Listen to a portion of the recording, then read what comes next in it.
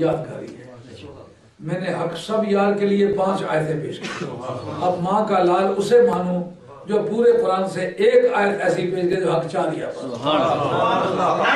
بہت سارے اور بھی پہلوان ہیں تو قدر حقیقی ادعائی اس کو کہیں گے، کس وجہ سے کہیں گے کہ اگرچہ اس پہلوان کے علاوہ اور بھی پہلوان ہیں، لیکن متکلم کے نزدیک، کلام کرنے والے کے نزدیک باقی پہلوان نہ ہونے کے برابر ہیں، 0 کے برابر ہیں۔ ان کو وہ کل عدم سمجھتا ہے، نہ ہونے کے برابر سمجھتا ہے، اس لیے وہ کہتا ہے صرف ایک ہی پہلوان۔ اب صحابہ پر جب اس کو منطبق کیا جائے گا، اس کے انالیسس کیے جائیں گے تو یہ معنی ہوں گے کہ ان 4 کو تو کما حق کو حق پر مانے اور باقی صحابہ کرام کو حق ہونے میں کل عدم نہ ہونے کے برابر مانے۔ ایسا کر لے تو کوئی مذائقہ نہیں ہے، یہ کثر حقیقی ادعائی ہے۔ اور بندگان خدا یہ جملہ کیسا اما بعد فاعوذ باللہ من الشیطان الرجیم، بسم اللہ الرحمن الرحیم۔ قل جاء الحق وزاق الباطل ان الباطل کان زہوقا۔ نہایت ہی واجب الاحترام میرے سامعین اور ناظرین، آج ایک بہت ہی خاص اور ایک بڑی سینسٹیو ایشو کے اوپر گفتگو کرنے جا رہا ہوں۔ میری گزارش علماء ذی احتشام سے ہے، اگر کسی یہ جو طلاب علم ہیں اگر وہ میری گفتگو سنیں، اس میں کوئی ایسی خطا وہ دیکھیں تو ضرور جو ہے میری رہنمائی فرمائیں۔ وقتاً فوقتاً جو علماء ذی احتشام اور طلاب علم میری رہنمائی فرماتے ہیں، مجھے بہت خوشی ہوتی ہے اور میں اس کے اوپر ریکورنگ بھی کرتا ہوں الحمدللہ۔ ایک ایسا ایشو، ایک ایسا مسئلہ جس کے اوپر نہ تو کوئی کتاب لکھی گئی اور نہ ہی ہمارے آج کے دور حاضر کے اندر یا اس سے پہلے جتنی بھی علماء گزرے، اس موضوع کے اوپر نہ کوئی کتاب لکھی، نہ کوئی خطاب کیا، نہ کوئی بیان کوئی ایسا موجود ہے، اور نہ ہی کوئی ایسی تحقیق موجود ہے، اور نہ ہی کسی کتاب کے اندر ایسا کوئی چیپٹر موجود ہے۔ اگر کوئی موجود ہو تو میرے جو ناقص علم ہے، بندہ خاکسار کی نظر میں ایسا کوئی عنوان اس موضوع کے اوپر، ایسا کوئی چیپٹر، ایسا کوئی خطاب کسی عالم کی تحریر میری نظر سے نہیں گزری، سوائے ایک شخص اس دور حاضر کے اندر بہت بڑے علامہ، ایک نوجوان اہل سنت کے بہت بڑے لیڈر، اور برطانیہ کے اندر یعنی عالم اسلام میں انقلاب برپا کرنے والی شخصیت ثاقب شامی صاحب نے اس موضوع کے اوپر ایک کلپ ریکارڈ کروایا۔ آج میری گفتگو بھی انہی کے ویڈیو کے اندر سے چند ایک پوائنٹس کے اوپر وضاحت کے ساتھ ہوگی، چونکہ انہوں نے ایک بہت بڑا سمندر کو انہوں نے جو ہے کوزے میں بند کیا ہے، تو میں جو ہے اسی عنوان کو چند ایک پوائنٹس کے اوپر وضاحت کے ساتھ آپ کے سامنے سکین کے ساتھ حاضر کروں گا۔ سب سے پہلے تو بات یہ ہے کہ جو سب سے پہلا پوائنٹ آپ کی برگاہ میں پیش کرنا چاہوں گا وہ یہ ہے کہ جناب پیر عبدالقادر جیلانی صاحب، اب میں کئی ایک ویڈیو پہلے بھی ان کی رات میں بنائی، اب میں کبھی کبھار تو میرا ضمیر یہ گوارا نہیں کرتا کہ اتنی بڑی شخصیت کے سامنے یا ان کی کسی بات سے علمی اختلاف کرتے ہوئے میں اپنی زبان درازی کروں، چونکہ ان کے سامنے گفتگو کرنے کا مطلب سورج کو چراغ دکھانے والی بات ہے۔ یعنی میری جب عمر، میں نے جب اس طرف یعنی ہمارے پیدا ہونے سے پہلے سے وہ جو ہے پڑھاتے آ رہے ہیں، انہوں نے علوم اور فنون کو پڑھا ہے، سمجھا ہے، اور وہ مدارس کے اندر یعنی ٹیچر رہے ہیں، پروفیسر رہے ہیں، تو یقیناً ان کا علم کے تو ہم گرد کو بھی نہیں پہنچ سکتے۔ لیکن چونکہ اس چیز کا مجھے حق ہے کہ جس چیز پر مجھے کوئی ڈاؤٹ ہو یا علماء اہل سنت کے اگینسٹ وہ کوئی فتویٰ دیتے ہیں تو مجھے اس بات کا پورا حق ہے کہ میں اس کے اوپر سوال کروں۔ تنقید کی بات نہیں ہو رہی، سوال کرنے کی بات ہو رہی ہے۔ تو آج بھی جو ہے اسی تنازع میں ایک گفتگو ہوگی، وہ یہ کہ انہوں نے ایک فتویٰ جاری کیا کہ یہ جو نعرہ حق 4 یار لگاتے ہیں، تو نعرہ حق 4 یار حقیقت میں اس کی ترکیب یہ ہے کہ 4 یار حق ہیں، 4 یار حق ہیں، تو لہٰذا 4 یار حق ہیں یہ جملہ تھا، اس کو آپ نے حق کو پہلے لے آئے، یعنی مبتدا کو خبر کو مبتدا پر مقدم کر دیا، لہٰذا یہ کسر یعنی حسر کا فائدہ دیتا ہے۔ تو حق 4 یار کا جو نعرہ ہے یہ ناجائز لگانا ہے، یہ لگانا ناجائز ہے، اس لیے کہ 4 کے کو حق پر ہم حضور کے 4 یاروں کے بارے میں کہتے ہیں 4 یار حق، اس کا مطلب یہ 4 حق ہیں اور باقی سارے حق پہ نہیں ہیں۔ تو وہ کہتے ہیں کہ نعرہ حق 4 یار نہیں لگانا چاہیے، نعرہ حق سب یار لگانا چاہیے۔ اب چونکہ ایک بات یاد رکھیں، نیم رافضیت یہ کیا ہے، تھوڑی سی یہاں پر بات کرنا چاہوں گا۔ میں یقین کریں کسی کی ذات پہ تنقید نہیں کر رہا، کیونکہ میں اس لیے کہتا ہوں جو مسلک رضا سے ہٹے گا، جو فکر رضا سے ہٹے گا وہ مرے گا۔ کتنے بڑے بڑے علامہ ہیں جب وہ مسلک رضا کو چھوڑ کر اپنے علم کے اوپر گھمنڈ کرتے ہوئے، جب ان کے بہت سارے لوگ ماننے والے بن جاتے ہیں نا، احمد رضا خان فاضل بریلوی رحمۃ اللہ تعالیٰ کا نام لیتے ہیں، پھر وہ پیری بھی سنبھال لیتے ہیں، جب بہت سارے لوگ ان کے ماننے والے ہو جاتے ہیں، پھر ان کو غیظہ ہو جاتا ہے نا علم کا، جب علم کا حیضہ ہو جاتا ہے تو پھر وہ ایسے بے لگام بولتے ہیں، اور پھر آخر کار وہ ایک بڑی جماعت اہل سنت جماعت کی عوام کی، ایک بڑی جماعت جو عوام الناس کی ہے، جو ان کے ساتھ جڑی ہوتی ہے، ان کو گمراہ کر دیتے ہیں اور ان کو باقی علماء اہل سنت سے جو ہے وہ یعنی بدظن کر دیتے ہیں۔ تو میرے جو کہنے کا مقصد ہے اور مطلب یہ ہے، اب آپ دیکھیں، میں یہ نہیں کہتا یہ جو مسئلہ ہے جو اس پہ آج میں گفتگو کرنے والا ہوں یہ کوئی ضروریات دین میں سے نہیں ہے، یہ مختلف ہی مسئلہ ہے، اور اس کا کوئی انکار کر دے، کوئی یہ نعرہ تحقیق نہ بھی لگائے تو وہ کوئی گمراہ نہیں ہوگا یا اللہ سنت سے خارج نہیں ہوگا، اور کوئی نعرہ تحقیق لگاتا ہے تو وہی کوئی سنی نہیں ہے، کوئی اتھینٹسٹی نہیں ہے۔ لیکن میں عرض یہ کرنا چاہتا ہوں کہ ایک چھوٹا سا ایشو ہے، ایک مختلف ہی مسئلہ ہے، اس کے اوپر اس طرح سے فتوی جاری کرنا کہ یہ نعرہ لگانے والے جتنے بھی ہیں وہ سارے کیا ہیں، وہ گمراہ ہیں، وہ 4 کو حق پہ کہتے ہیں، یہ تو کلمہ حصر ہے اور یہ کسر کا فائدہ دیتا ہے، تو وہ کہتے ہیں جی یہ کسر کی وجہ سے اس کا مطلب یہ ہے کہ 4 ہی حق پر ہیں باقی حق پر نہیں ہے، تو یہ لگانے والے کون کہیں گمراہ ہیں۔ تو اتنا بڑا فتویٰ لگا دینا اور باقیوں کو گمراہ کہہ دینا یہ بہت بڑا ظلم ہے۔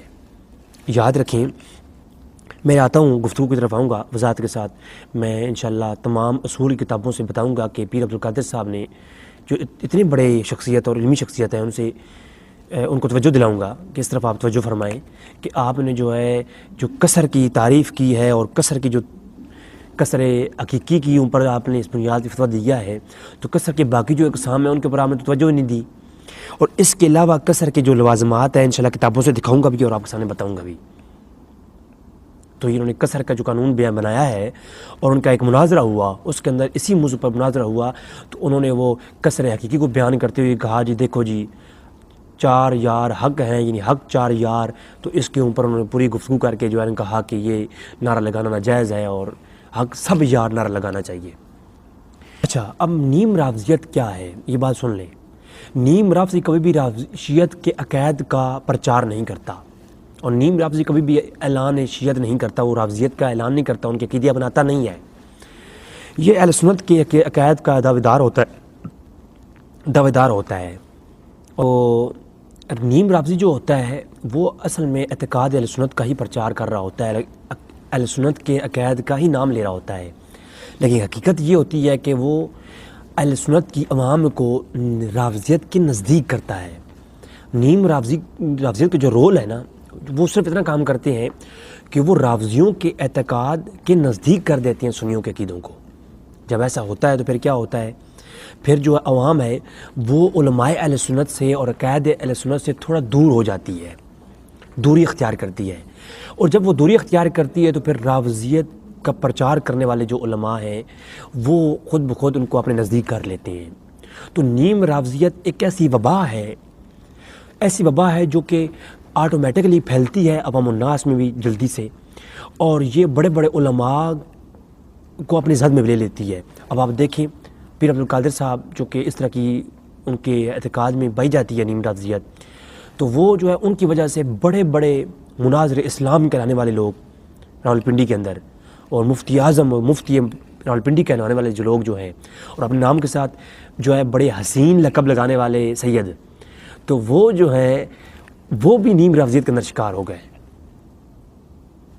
تو وہ اعلیٰ حضرت کا نام لیتے ہیں، لیکن اعلیٰ حضرت کا نام لے کر کے وہ ان کے اندر نیم رافضیت پائی جاتی ہے، اور امیر معاویہ رضی اللہ تعالیٰ عنہ اور دیگر اس طرح کے وہ گفتگو کرتے ہیں، اور صحابہ اکرام کی شان میں تنقیص کرنے کے راستے ڈھونڈتے ہیں، اور رافضیت کے قریب کرنے کے راستے ڈھونڈتے ہیں عوام الناس کو، تو یہ نیم رافضیت ہوتی ہے۔ تو عبدالقادر صاحب نے بہت ساری آیات پیش کر کے کہا جی کہ سب یار حق پر ہیں، حق 4 یار کا نعرہ لگانا چاہیے، حق سب یار کا نعرہ لگانا چاہیے۔ تو جو انہوں نے آیتیں پڑھی اس سے ہمیں کوئی اختلاف نہیں ہے کہ ہاں حضور کے سارے یار ہی حق پر ہیں۔ اب وہ یہ کہتے ہیں کہ یہ جو حق 4 یار کا نعرہ ہے نا، اصل میں یہ جملہ تھا 4 یار حق ہیں۔ تو اس جملے کے اندر سے جو خبر ہے یعنی حق ہے، اس کو مقدم کر دیا مبتدا پر، یعنی 4 یار سے پہلے لے آئے حق کو، حق 4 یار، تو حق 4 یار ہیں بنا دیا جملہ۔ اب جب یہ اصول ہے علماء نحو کا، اور آگے چل کے میں گفتگو کروں گا اس موضوع کے مطابق علماء بلاغیہ کا، کہ جب مقدم کیا جائے خبر کو مبتدا پر تو پھر یہ حصر کا فائدہ دیتا ہے، یعنی کسر جو ہے وہ کیا ہوتا ہے۔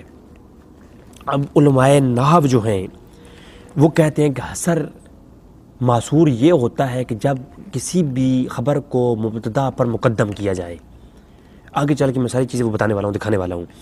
اور اسی طرح علماء بلاغیہ یہ کہتے ہیں کہ جب کسی خبر کو مبتدا پر مقدم کیا جائے تو یہ کسر مکسور الیہ کہتے ہیں اس کو، تو یہ جو ہے حصر کا فائدہ دیتا ہے، یعنی وہ اپنے علاوہ باقی تمام کی نفی کر رہا ہوتا ہے۔ یعنی اگر یہ لفظ ہیں کہ حق 4 یار حق ہیں، تو اس کا مطلب یہ ہے کہ 4 یار ہی حق ہیں، باقی سارے حق پر نہیں ہے، کل کی نفی ہے۔ تو وہ یہ کہتے ہیں کہ یہ عبدالقادر صاحب کی میں پیمانہ بتا رہا ہوں، ان کا جو یہ اصول ہے وہ اصول ان کا بتا رہا ہوں، یہ اصول میرا نہیں ہے، انہوں نے یہ بیان فرمایا اپنے مناظرے کے اندر بھی اور اپنی ویڈیوز کے اندر بھی۔ اور پھر وہ یہ کہتے ہیں کہ 4 یار حق کا نعرہ نہیں لگانا چاہیے، حق سب یار نعرہ لگانا چاہیے۔ انہوں نے ایک نیا نعرہ لگا دیا ہم کو، پرانے نعرے کی اہل سنت کے پرانا نعرہ تحقیق کی جو ہے رد کر دیا اور اپنا نعرہ دے دیا۔ عبدالقادر صاحب نے اپنی وہ ترکیب وغیرہ بھی جو بنائی، اس کے اوپر ہم انشاءاللہ ہم خبر بات کریں گے کہ تقدم الخبری تقدیم ما حق ہو، تاخیر جو انہوں نے وہ پیش کی، تو اس کے اوپر ہم انشاءاللہ اس قانون کے اوپر وضاحت کے ساتھ ہماری آج کی گفتگو ہوگی۔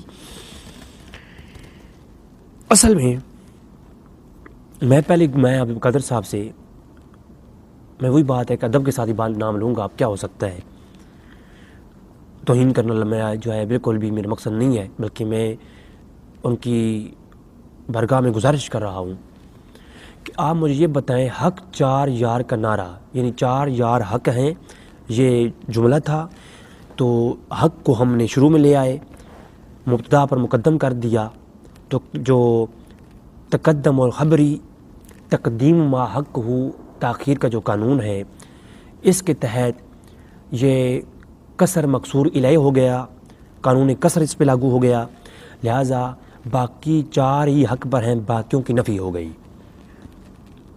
تو یہ قانون جو آپ نے بنایا ہے، اسی کو سامنے رکھ کر کے پہلا سوال میرا یہ ہے کہ آپ کہتے ہیں، آپ اس کے قائل ہیں کہ 5 تن پاک، 5 تن پاک، یعنی 5 تن پاک ہیں، ٹھیک ہے، 5 تن پاک۔ تو میں یہ کہتا ہوں اس کے اوپر بھی آپ یہ قانون لاگو کریں گے، اور آپ نے اپنے مناظرے کے اندر ایک اور بھی قانون پیش کیا، جس قانون کے انشاءاللہ آگے چل کے میں اس کی وضاحت بھی کروں گا، جو کہ آپ نے عداد کی قانون پیش کرتے ہوئے عداد کے متعلق آپ نے کہا جی کہ یہ جو موجبہ کلیہ، یہ جو اعداد ہوتے ہیں حق 4 یار میں، جو 4 کا اعداد ہے، ڈیجٹ ہے 4 کا، ہندسہ ہے جو 4 کا، تو یہ 4 کا ہندسہ اس بات کی قید لگاتا ہے، کیونکہ یہ ہندسوں کے اعداد کا جو قانون ہے سورہ قضیہ، یہ موجبہ کلیہ کا سورہ قضیہ ہے ہندسہ 4، تو انہوں نے اپنے مناظرے کے اندر یہ بات بھی کہی کہ سورہ قضیہ ہے ہندسہ 4، اس کا تقاضا یہ ہے کہ نہ ہندسہ 4 میں کوئی داخل ہو سکتا ہے نہ خارج ہو سکتا ہے، یعنی یہ 4 ہی حق ہیں، نہ کوئی 5واں حق ہو سکتا ہے نہ کوئی 3را حق ہو سکتا ہے، 4 میں نہ کوئی کم ہو سکتا ہے اور 4 میں نہ اضافہ ہو سکتا ہے. سورہ قضیہ کا جو انہوں نے قانون پیش کیا، میں طالب علم ہوں، مجھے تو ان کے بارے میں اتنا نہیں پتہ، لیکن میں تو انہیں سے پوچھ رہا ہوں. تو جو سورہ قضیہ کا آپ نے قانون پیش کیا کہ جو ہندسہ 4 ہے وہ اس کا تقاضا کرتا ہے، سورہ قضیہ ہے، اور ان میں نہ کوئی داخل ہو سکتا ہے نہ کوئی خارج ہو سکتا ہے. اور دوسری بات انہوں نے یہ کہی کہ چونکہ یہ تقدیم و ماحق و تاخیر کا جو قانون ہے، تقدیم و ماحق و تاخیر کا جو قانون ہے، اس قانون کے تحت حق 4 یار نہیں کہنا چاہیے، چونکہ باقیوں سب کی نفی ہوتی ہے. تو میں یہ کہتا ہوں اسی قانون جو آپ نے بنایا ہے اسی کے اندر رہتے ہوئے آپ مجھے سمجھائیے کہ 5 تن پاک کا جو نعرہ ہے وہ لگانا پھر کس طرح سے ٹھیک ہے؟ کیا وہ 5 تن وہی پاک ہیں، باقی کوئی پاک نہیں ہے اس کائنات میں؟ اگر وہ مقصور الہ کا آپ قانون لگاتے ہیں تو اس کا مطلب یہ ہوگا کہ صرف 5 تن ہی پاک ہیں، ان کے علاوہ کوئی پاک نہیں. یعنی حضرت محمد صلی اللہ علیہ وسلم کی ذات، نبی کریم کی ذات، مولا علی کی ذات، اماں فاطمہ کی ذات، حسن و حسین کی ذات، یہ 5 تن پاک ہیں. تو یہ 5 تن ہی پاک ہیں، باقی اہل بیت میں جو ذات ہیں وہ پاک نہیں ہیں، باقی انبیاء پاک نہیں ہیں، باقی جتنے بھی کیونکہ قصر حقیقی کا تقاضا یہ ہوتا ہے. اب آگے چل کے میں گفتگو کروں گا، وہ پیر صاحب نے تو بہت بڑا ظلم کیا ہے نا، یہ بہت بڑا ظلم کیا ہے. میں تو حیران ہوں، میں تو بولتے ہوئی شرم آتی ہے کہ وہ تو ہمارے پیدا ہونے سے پہلے سے پڑھا رہے ہیں یہ کتابیں، ان کو زیادہ پتہ ہونا چاہیے. مختصر معنی وہ پڑھاتے ہیں، میں نہیں پڑھاتا، مجھے تو پتہ بھی نہیں ہے. میں نے تو مختصر معنی کی جو آج عبارات پیش کروں گا وہ تو میں نے رٹی ہیں، تو میں تو نہیں جانتا یہ چیزیں. میں تو پوچھ رہا ہوں، میں طالب علم ہوں، وہ مجھے سمجھائیں کہ سورہ یہ قصر حقیقی کی جو انہوں نے تعریف بیان کر کے اس کے اوپر یہ اس جو ہے نعرے کو غلط قرار دیا ہے، تو کیا قصر حقیقی کے علاوہ قصر اضافی نہیں ہوتی؟ وہ ان کے علم میں نہیں ہے؟ یہ سوال پیدا ہوتا ہے. اگر ان کے علم میں ہے تو اگر صرف قصر حقیقی ہی ماننا ہے ہر جملے کو، تو پھر 5 تن پاک کے اندر مجھے بتائیں، کیونکہ قصر حقیقی کا تقاضا یہ ہے کہ صرف 5 تن ہی پاک ہیں، اس کے علاوہ کوئی بھی ذات پاک نہیں ہے. یہ بات یاد رکھ لیں، یہ قصر حقیقی کا تقاضا ہے کہ جس کے اوپر معمول کیا جائے گا وہ وہی ان کے بارے میں وہ چیز ثابت ہوگی، باقیوں کے بارے میں ثابت نہیں ہوگی. وہ میں فنی گفتگو میں نہیں جا رہا، لیکن قانون یہی ہے. تو 5 تن پاک ہیں سر، یہ نعرہ لگانا کیسے جائز ہو گیا اگر حق 4 یار کہنا ناجائز ہے؟ کیونکہ صرف 4 کی حق ہونے کی دلیل ہے، باقیوں کی نفی صادر ہوتی ہے. تو 5 تن پاک کہنے سے صرف 5 تن کو پاک کہنا، باقی سب کی نفی صادر ہوتی ہے. کیا باقی انبیاء کرام جو ہے نہیں گزرے وہ پاک نہیں ہیں کائنات میں؟ کیا جو ہے باقی اولیاء کرام جو ہے وہ پاک نہیں ہیں؟ صحابہ کرام پاک نہیں ہیں؟ آل بیت اطہار وہ باقی پاک نہیں ہیں، صرف وہی پاک ہیں؟ تو پھر تو اگر آپ نے وہ قانون جو لگایا وہ یہاں پہ لگائیں. اس نعرے کے تو آپ خود قائل ہیں. نہیں، ادھر آپ نہیں وہ نعرہ لگائیں گے سر. کیوں نہیں لگائیں گے؟ اس نعرے کے اوپر آپ فتویٰ نہیں لگائیں گے، کیونکہ اندر کی بات کچھ اور ہے نا، بڑی معذرت کے ساتھ. اب اگلی بات، یہ حق فرید یا فرید کے جو نعرے لگائے جاتے ہیں، کبھی ان کے اوپر بھی آپ کلام کر دیں، پھر ان کے اوپر فتویٰ لگا دیں کہ تقدیم و ماحق و تاخیر کے قانون کے تحت، قانون قصر کے تحت، قصر حقیقی کے تحت یہ نعرہ لگانا بھی ناجائز ہے. کیوں جی؟ سارے یہ کیسی آپ باتیں کرتے ہیں؟ یہ حق نبی یا نبی کی جو نعرہ ہے، تو اس طرح تو حضرت بہت سارے ایسے پوائنٹس ہیں جو آپ کے اوپر میں اٹھا سکتا ہوں، آپ ان کے اوپر جو ہے نعرہ کیوں لگاتے ہیں؟ اور پھر آپ نے جو قانون بنایا، استغفر اللہ، آپ نے کہا جی کہ سب یار نعرہ لگانا چاہیے، حق سب یار. تو میں کہتا ہوں یہ حق سب یار جو آپ کا یہ جملہ ہے، تو اس کے اوپر بھی وہ قانون لاگو ہوتا ہے. آگے چل کے میں گفتگو کروں گا کہ سب یار حق ہیں، یہ جملہ تھا تو حق کو شروع میں لے آئے تو حق سب یار. تو سب یار کیا تھا؟ مبتدا تھا. تو سب یار مبتدا تھا، حق کو پہلے لے آئے تو یہاں پر بھی وہ قانون آ گیا. تو اس کا مطلب ہے اللہ کے رسول کے جو یار ہیں وہ سب یار صحابہ ہی حق پر ہیں، باقیوں کی نفی صادر ہوتی ہے. آپ حق پر نہیں ہیں، تابعین حق پر نہیں ہیں، پہلے انبیاء حق پر نہیں ہیں. حضور کے یاروں کے باہر جو کوئی بھی ہے، حضور کے سب یار حق پر، باقی سارے بیر جو ہیں وہ یار وہ حق پر نہیں. تو جو آپ نے خود نعرہ بنایا ہے نا، وہ آپ کے بنائے ہوئے قانون کے تحت وہ بھی غلط ہے. کیونکہ اگر آپ تک قصر حقیقی بیان کریں گے نا حق 4 یار پر، تو جو آپ نے کہا کہ حق 4 یار کا نعرہ نہ لگانا چاہیے، حق سب یار نعرہ لگانا چاہیے، تو حق سب یار کا جو نعرہ ہے اس کے اندر بھی سب کو آپ سب یار حق ہیں، یہ جملہ تھا، حق کو شروع میں لے کے آئے تو سب یار مبتدا ہے، حق جو ہے وہ خبر ہے، تو خبر کو آپ نے مقدم کر دیا، حق سب یار، تو اس جملے کے اندر بھی کسر موجود ہے، اثر پایا جاتا ہے، تو اس کے اندر بھی وہ جملے کے اندر بھی تو آپ کا قانون فٹ ہوتا ہے، یعنی اللہ کے رسول کے سب یار ہی حق پر ہیں، باقی جتنے ہیں وہ حق پر نہیں ہیں، تابعین، تبع تابعین، محدثین، اولیاء اللہ اور باقی پہلے انبیاء بھی حق پر نہیں ہیں۔ تو آپ نے جو جتنے بھی یہ الزامی جواب میں نے دیے ہیں، جتنے بھی قانون آپ نے بنائے، وہ سارے قانون آپ کے گھاٹے فٹ ہوتے ہیں حضرت صاحب، تو آپ مجھے سمجھائیے پھر تو کیا کیا جائے؟ اب آپ کا گزارش کر سکتے ہیں ہم، وہی کہہ رہا ہوں کہ سورج کو چراغ دکھانے والی بات ہے۔ اچھا، اب آتے ہیں اگلی قانون کی طرف۔ ناظرین، سب سے پہلے قانون کسر کیا ہے اور قانون کسر کی حقیقت کیا ہے، اس کے اوپر میں آج کلام کروں گا۔ حق چار یار کہنے والے کا عقیدہ دیکھا جاتا ہے، حقیقت تو یہ ہے، حقیقت یہ ہے کہ یہ مسئلہ مختلف ہی ہے، یہ کوئی ضروریات میں سے نہیں ہے۔ پیر صاحب نے جتنا بڑا اس مسئلے کو بڑا بنا کے پیش کیا ہے، یہ ضروریات دین میں سے کوئی مطلب جو ہے نا نہیں ہے یہ عمل، اور نہ یہ اجماعی مسئلہ ہے کہ اس کا انکار جو ہے وہ تکفیر کی زمرے میں آ جائے گا منکر، بلکہ مسئلہ مختلف ہی ہے، اور مسئلہ مختلف ہی کے قانون میں نے پہلے پیش کیے ہیں کہ مرتکب کے اعتقاد کو دیکھا جاتا ہے۔ حضرت صاحب خود جانتے ہیں، اب میں تو اس پہ بولوں بھی مجھے شرم آتی ہے کہ ہم لوگ، مجھے کیا علم اس کے بارے میں، حضرت صاحب خود پڑھاتے ہیں ان چیزوں کو کہ مسئلہ مختلفی میں مرتکب کے اعتقاد کو دیکھا جاتا ہے کہ اس کا عقیدہ کیا ہے، وہ کس عقیدے کے تحت ایک عمل کر رہا ہے۔ اس لیے کہا جاتا ہے کہ کوئی عمل کرنے والا کتنا ہی بڑا عمل کر رہا ہو، اگر وہ مسئلہ اجماعی طور پر حرام نہیں، مسئلہ مختلفی کا مرتکب ہے، تو اس کے پہلے اس کا عقیدہ پوچھنا چاہیے، پھر اس کے اوپر فتویٰ صادر ہوتا ہے۔ جیسا کہ قوالی کا مسئلہ ہے، داڑھی کا مسئلہ ہے، اور ایسے کئی ہزاروں مسئلے ہیں، موسیقی کا مسئلہ ہے، اس کے اوپر کئی ایک اور مسائل ہیں جن کا ہم جو ہے کلام نہیں کرتے ہیں۔ تاکہ عبد القادر صاحب کا تو ایک اور کلپ میں نے دیکھا جس میں وہ کہتے ہیں کہ ابو بکر صدیق کی افضلیت پہ کبھی اجماع نہیں ہوا، تو ابو بکر صدیق کی جو افضلیت ہے تمام صحابہ کے اوپر بعد الانبیاء، تو ابو بکر صدیق سب سے افضل ہیں اہل سنت کا جو عقیدہ ہے، تو وہ عبد القادر صاحب کہتے ہیں یہ تو کبھی اہل سنت کا اس پہ اتفاق ہی نہیں رہا، مسئلہ مختلفی ہے، لہٰذا کوئی اگر ابو بکر صدیق کو افضل نہیں مانتا، علی کو افضل مانتا ہے رضی اللہ تعالیٰ عنہ، تو وہ اہل سنت سے خارج نہیں ہوگا، یہ ان کا عقیدہ ہے۔ تو میں کہتا ہوں جب اتنے بڑے مسئلے میں آپ کہتے ہیں کہ مسئلہ مختلفی ہے اور مرتکب کا اعتقاد دیکھا جائے گا، اہل سنت سے خارج نہیں ہوگا، تو اس عام سے مسئلے کے اوپر آپ اتنے بڑے مناظرے کرتے کیوں پھر رہے ہیں، اور آپ نے اتنے بڑے کلپ اپلوڈ کر دی ہیں۔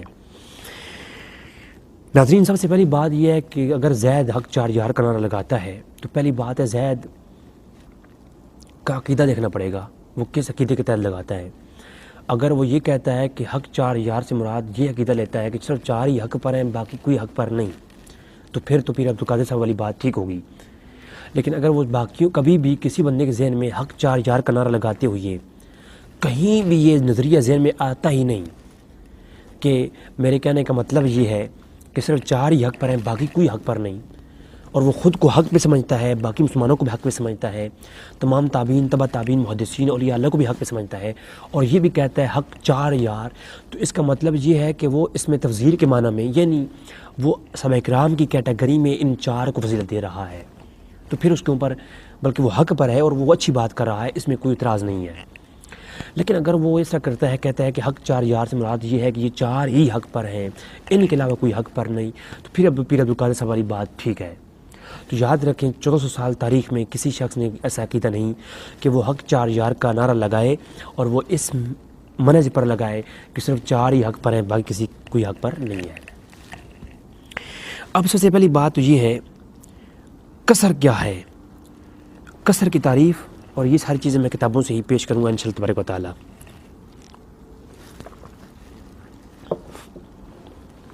ناظرین، کسر کی تعریف آپ کو مختلف کتابوں سے مل جائے گی، جن میں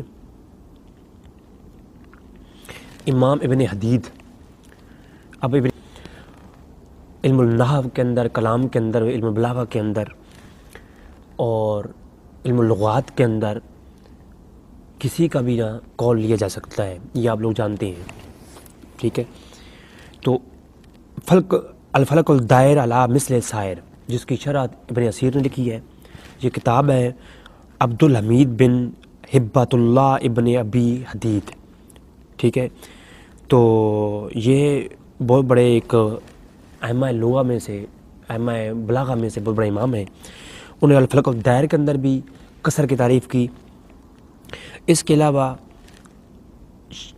مختصر معنی کے اندر، مختصر معنی جو کہ آپ مدارس کے اندر پڑھتے بھی ہیں، تو اس کے اندر بھی جناب اس کی جو ہے وہ تفصیل موجود ہے. باقاعدہ ایک پورا چیپٹر ہے قصر کا. قصر کیا ہے میں انشاءاللہ آگے چل کے اس کو پیش کروں گا. مختصر معنی کے اوپر آج ہمارا کلام ہوگا. تو اس کے علاوہ جواہر البلاغہ، یہ مدارس کے مختلف نصاب کے اندر شامل بھی ہے. اس کے اندر بڑے ہی خوبصورت انداز میں جواہر البلاغہ میں علم البلاغہ کے متعلق اور قصر کے متعلق اور حصر کے متعلق بڑی خوبصورت وضاحت کے ساتھ گفتگو ہے. میں چاہوں گا کہ وہ سب لوگ اسی سے استفادہ کریں. یہ جنہیں کتابوں کو نام لے رہا ہوں، الفلک الدائر کے علاوہ ساری کتابیں آپ مجھ سے PDF میں لے سکتے ہیں. الفلک الدائر آپ مکتبہ شاملہ سے آپ دیکھ سکتے ہیں. مکتبہ شاملہ میں جا کر کے ایزیلی آپ الفلک الدائر ابن حدید کا مطالعہ کر سکتے ہیں. میں نے بھی جو عبارات آج کوٹ کروں گا الفلک الدائر سے، وہ میں نے مکتبہ شاملہ کی مدد سے ہی لی ہیں. اس کے علاوہ الاتقان امام سیوطی رحمۃ اللہ علیہ. اگر آج کوئی بھائی فہم قرآن جاننا چاہتا ہے، اگر کوئی بھائی آج یہ چاہتا ہے کہ وہ قرآن کے فنون اور علوم کو پڑھے اور قرآن کو کے فہم کے ساتھ قرآن کو سمجھے، تو بڑی کتابیں اچھی اچھی ہیں. علماء سے آپ پوچھ سکتے ہیں، شاید مجھ سے بہتر جاننے والے علماء آپ کو بہتر جو ہے وہ مشورہ دیں. لیکن میرے نزدیک اردو ترجمہ میرے پاس موجود ہے الاتقان امام سیوطی رحمۃ اللہ علیہ کی کتاب کا. الاتقان فی علوم القرآن، یہ کتاب آپ مجھ سے لیں. امام سیوطی کی الاتقان، یہ میرے پاس قلمی نسخہ بھی موجود ہے PDF کے اندر، اور دیگر بھی آپ کو جو ہے مطبوع مل جائیں گے عربی کے اندر. اور اس کی ترجمہ اردو کے اندر بھی شائع ہو چکا ہے. وہ بھی آپ PDF کی صورت میں بندہ فقیر سے لے سکتے ہیں یا میری ویب سائٹ سے لے سکتے ہیں. بالکل فری میں دے رہا ہوں، میں کوئی پیسے نہیں لے رہا. تو آپ یہ ضرور پڑھیں، آپ قرآن کے علوم و فنون سے آپ واقف ہو جائیں گے. آتے ہیں گفتگو کی طرف جناب. سب سے پہلے تو امام سیوطی رحمۃ اللہ علیہ کتاب اور دیگر کتابوں سے میں قانون قصر اور قصر کیا ہے اس کے بارے میں کلام کروں گا. یاد رکھیں کہ قصر یعنی کیا ہوتا ہے کہ جملے کی جو ترتیب ہوتی ہے، پہلے مبتدا ہوتا ہے پھر خبر ہوتی ہے. یعنی اگر میں کہوں کہ زید عالم، کہ زید عالم ہے، اب یہ جملہ ہے، پہلے کیا ہے، پہلے مبتدا ہے اور پھر کیا ہے، پھر خبر ہے.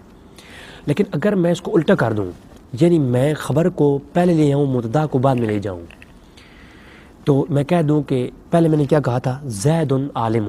اگر اب میں کہوں کہ عالم زیدن، یعنی میں نے خبر کو پہلے لے آیا مبتدا پر مقدم کر دیا.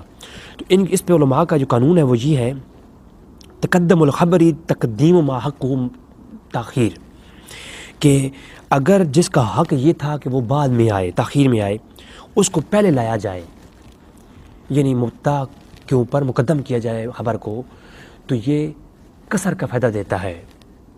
علماء نحو کے نزدیک اسے حصر معصور کہتے ہیں، حصر معصورہ کہتے ہیں، اور علماء بلاغہ کے نزدیک اسے قصر مقصور الیہ کہتے ہیں. یہ ایک قانون ہے، ٹھیک ہے. اس کو علماء جو ہے نحو نے، علماء بلاغہ نے اپنی کتابوں کے اندر جن نام میں نے لیے ان کے اندر بیان کیا ہے. آگے چل کے سب کچھ پیش کروں گا انشاءاللہ. اب یہ چیز آپ نے دو چیزیں ذہن میں رکھنی ہے. جب میں کہیں بھی اس کلام کے اندر گفتگو کے اندر یہ کہوں گا تقدیم ما حق تاخیر، تو اس سے مطلب یہ ہے کہ خبر کو مقدم کرنا مبتدا پر، میں یہ کہوں گا، اس کو آپ ذہن میں رکھ لیں. اور جب میں کہیں زید عالم یا عالم زیدن کا لفظ کہوں گا تو آپ سمجھ لیں کہ میں وہ چیز سمجھا رہا ہوں، تاکہ آپ اس چیز کو بخوبی سمجھ سکیں. اب جملہ یہ تھا کہ زید عالم ہے، زید عالم، لیکن اگر جو ہے جب میں نے زید کو بعد میں لے گیا اور مقدم کیا عالم کو پہلے، یعنی خبر کو مقدم کیا مبتدا پر، میں نے کہا عالم زیدن، یعنی زید ہی عالم ہے، زید ہی عالم ہے. جب میں نے یہ جملہ بنایا تو زید ہی عالم ہے، اب اس میں حسر پایا جاتا ہے، کسر پائی جاتی ہے، یعنی زید ہی عالم ہے، زید کے علاوہ کوئی اور عالم نہیں ہے، اب یہ کسر ہے۔ اب اس کے آگے کس میں ہے، اب یہ دیکھنا پڑے گا کہ یہ کس مقام پہ جملہ کہا گیا، یعنی زید ہی عالم ہے، یہ کہنے والے نے اس لیے کہا کہ اس شہر میں زید ہی عالم ہے، اس کا مطلب یہ ہوگا شہر کے بعد اور بھی عالم ہوں گے۔ لیکن اگر کہنے والے نے اس نظریے سے کہا کہ زید ہی عالم ہے اور حقیقت میں یہ ہے کہ پوری دنیا میں زید ہی عالم ہے اور کوئی نہیں، تو اسے کہیں گے کسر حقیقی تحقیقی۔ آگے چل کے گفتگو ہوگی اس کے اوپر، تو پھر تو بات ٹھیک ہے۔ لیکن اگر یہ آپ سمجھتے ہیں کہ جو مبالغہ آرائی سے کسی نے یہ کلام کیا ہے، اس نے کہا کہ زید ہی عالم ہے، لیکن آپ کہتے ہیں یار زید تو کے علاوہ ہمارے محلے میں 10 اور عالم ہیں، تو اس کا مطلب ہے اس سے پوچھا جائے گا، مرتقد سے پوچھنا پڑے گا، بھئی تم تو کہتے ہو زید ہی عالم ہے، عالم زیدن، زید ہی عالم ہے، تم تو یہ کہتے ہو، لیکن جناب عالم تو زید کے علاوہ اور بھی ہیں، آپ نے ایسے کیسے کہہ دیا؟ اب وہ اپنے عقیدے کی وضاحت کرے گا۔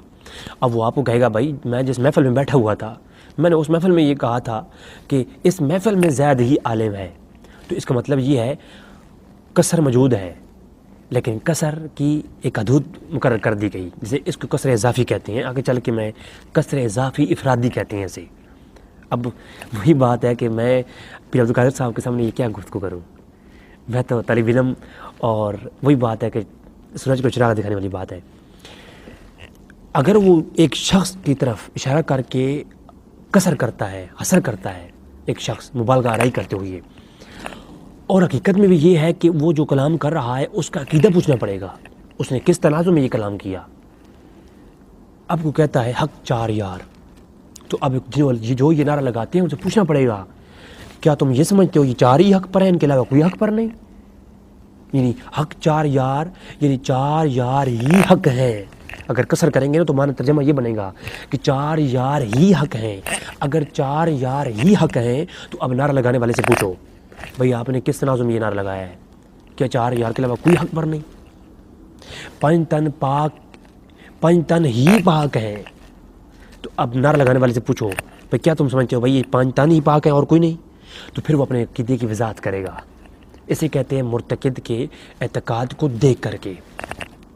اگر کوئی یہ کہے اب کہ لا الہ الا اللہ، نہیں کوئی معبود الا اللہ مگر اللہ، اب اس میں کسر حقیقی پایا جاتا ہے، تحقیقی۔ کیوں؟ یہ کسر حقیقی اضافی نہیں ہے، یہ کسر حقیقی تحقیقی ہے۔ کیوں؟ نہیں ہے کوئی معبود مگر اللہ۔ اب ذرا جو یہ کلام کر رہا ہے اس کے پاس جاؤ، تحقیق کرو، پوچھو بھائی حقیقت بھی یہی ہے، پوری کائنات میں اللہ کے سوا کوئی معبود نہیں، یہ حقیقت ہے، اس کا کوئی دوسرا رخ ہے ہی نہیں، تو یہ کسر حقیقی تحقیقی ہے۔ اس پیمانے پر عبدالقادر صاحب جو ہے نا حق 4 یار کو ماپ رہے ہیں۔ اب خود آپ دیکھ لیں، میں تو کوئی کلام کروں گا تو کہیں گے یار اب اتنے بڑے عالم دین کو میں یہ بات کہوں کہ آپ نے کتنی بڑی غلط جو ہے بیانی کی ہے۔ اگر آپ کسر کی تعریف کے ساتھ نا کسر کی اقسام بیان کر دیتے تو میرے خیال میں یہ ساری چیزیں ختم ہو جاتی ہیں جو آپ بیان کر رہے ہیں۔ تو ناظرین یہ ساری چیزیں ہو گئیں، 4 یار ہی حق پر ہیں، تو مرتقد کا اعتقاد دیکھا جائے گا کہ اس کے مفہوم مطلب کیا ہے۔ جیسے زید ہی عالم ہے، مبالغہ آرا نے کہہ دیا، اب جیسے مبالغہ آرائی کی ہے اسے پوچھنا پڑے گا بھائی زید کے علاوہ تو اور بھی عالم ہیں، تم نے یہ کیسے کہہ دیا؟ تو پھر وہ بتائے گا بھائی یا تو میں نے یہ کہا تھا اس محفل کے اندر صرف زید ہی عالم ہے، اس کے علاوہ تو بڑے عالم موجود ہیں، ٹھیک ہے؟ یا پھر اس کی ایک اور قسم ہے کسی کے مقابلے میں کہہ دینا۔ آگے چل کے وہ میں گفتگو کروں گا۔ اگر کوئی کہے کہ بکر بھی عالم ہے اور زید بھی عالم ہے، اس کے جواب میں کوئی کہتا ہے کہ نہیں زید عالم زیدن، کہ زید ہی عالم ہے۔ اب ایک محفل کے اندر بہت سارے علماء سٹیج پر موجود ہیں، عبدالقادر صاحب خود موجود ہیں، خطاب کر رہے ہیں۔ عبدالقادر صاحب سے ایک بندہ جو ہے وہ اعلان کر کے کہتا ہے کہ عبدالقادر صاحب آپ کے آس پاس بڑے علماء بیٹھے ہیں، تو وہ کہتے ہیں، ایک شخص سوال کرتا ہے کہ بکر بھی عالم ہے اور زید بھی عالم ہے، تو عبدالقادر صاحب آگے سے جواب دیتے ہیں کہ نہیں عالم زیدن، کہ صرف زید ہی عالم ہے، کہ زید ہی عالم ہے۔ تو اس کا مطلب کیا ہے؟ جو سٹیج بھرا ہوا ہے یہ عالم نہیں ہے، 50 لوگ جو ساتھ بیٹھے ہیں یہ عالم نہیں ہے بھائی، کیونکہ مبالغ کا جو اثر کے ساتھ جملہ بولا ہے کہ زید ہی عالم ہے.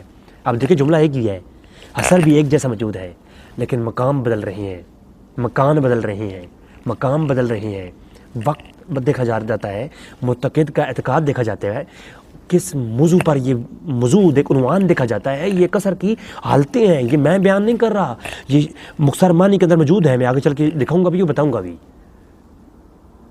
میں نے تو مختصر معنی نہیں پڑھی سر، میں نے تو انجینئرنگ پڑھی ہے. مجھے اسٹیشومیٹری پوچھو میں وہ بتاتا ہوں آپ کو، انسٹرومیٹیکل انوائرمنٹ پوچھو میں وہ بتاتا ہوں آپ کو. بھائی میں تو کیمیکل انجینئر کی ہوئی ہے، میں نے تو نہیں کیا یہ درس نظامی. یہ تو پیر صاحب پڑھاتے آ رہے ہیں 20 سالوں سے، وہ بتائیں گے ہمیں کہ آپ نے جو کثر کی حالتیں پیش کی ہیں ان میں تو یہ کیا کریں گے ہم. تو اب عبدالقادر صاحب نے جو جواب دیا کہ زید عالم زیدن، اس کا مطلب یہ ہے کہ بکر عالم نہیں ہے، بکر کے مقابلے میں صرف زید کو عالم قرار دیا گیا ہے. اب محفل کے اندر نیچے بیٹھے ہوئے ہزاروں علماء بیٹھے ہیں، یہاں بیٹھے ہیں، ان کی نفی نہیں ہوئی، یہ عالم ہے، ان کا انکار کسی نے نہیں کیا.